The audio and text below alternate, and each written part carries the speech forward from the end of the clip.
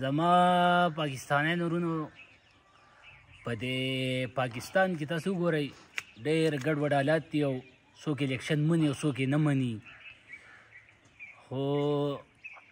زه حیران دا یم چې د پی ډي ایم والا څوک به د میډیا باندې سوشل میډیا باندې تاسو وګورئ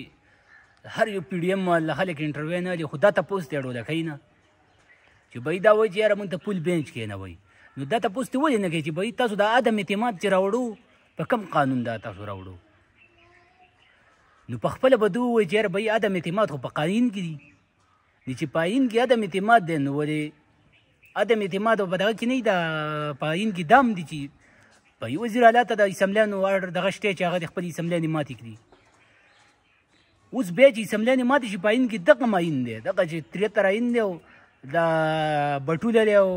د مولانا صاحب پلار دی ټولو چې کوم آیین جوړ کړی دی هغو دا خبره کړې ده چې بهی په 90 ورځو کې د الیکشن وشي. او اوس هغه دغه خلک د چا پلارانو د چا نیکونو چې د الیکشن دغه جوړ کړی دی هغوی نه مني. ښه چې نه یې مني مطلب مسله ده دې سره څوک کنې پاکستان کې اړوله د آیین او د قانون څه دغه نشته چې بهی بس د چا دغه بس هغه به دغه کوي د حکومت به کوي بس دا څه بهی زمونږ دغه دی عدالت ته خپل آرډر واوروه الیکشن کمیشن ته ووایه الیکشن وکړه که د چا اړه یې ودې کړي که د چا اړه نه وي بایکاټ دې وکړي. د دنیا خلکو د دنیا پارټیانو مخکې بایکاټ یې کړي دي دوم دې بایکاټ وکړي اړوله الیکشن ته دې راځي نه